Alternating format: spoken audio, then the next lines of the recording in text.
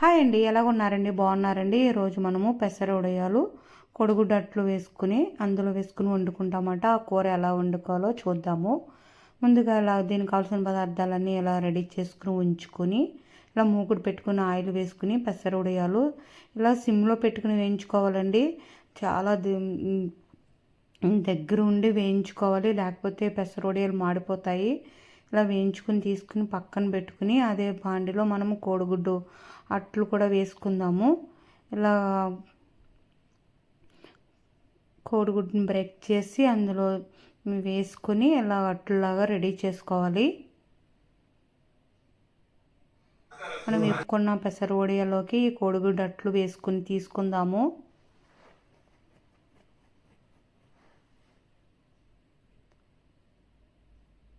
ఇలాగా ఈ 4 కోడిగుడ్లు ఇలా అట్లు వేసుకుని తీసుకోవాలి.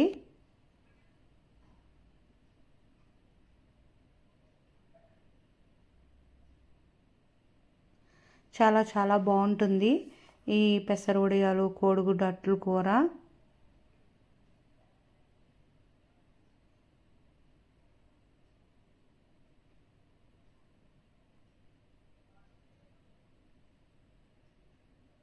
ఇలాగా 4 కోడిగుడ్డు అట్లు వేసుకుని పెసర వడియాలు వేయించుకున్నవి అట్లు పక్కన పెట్టుకుని అదే ఆయిల్లో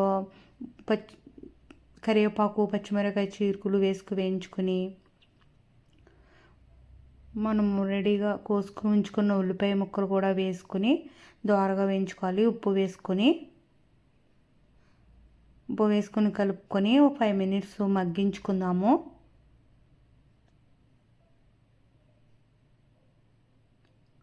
చాలా ఈజీగానే ఈ పెసర వడియాలు కోడిగుడ్డు అట్లు కూర రెడీ అయిపోతుంది. ఇప్పుడు ఉల్లిపాయ మగ్గింది. ఇప్పుడు మనము ఇందులో పసుపు కారం వేసుకొని కలుపుకుందాము.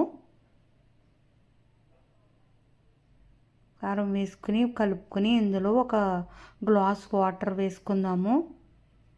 గ్లాస్ వాటరు అది దాంట్లో గ్లాస్ పాలు వేసుకొని కలుపుకొని ఇవి మరుగుతున్నప్పుడు మనము పక్కన పెట్టుకున్న పెసర వడియాలు కోడిగుడ్డట్లు ఇందులో వేసేసుకుందాము. ఒకేసారి వేసుకొని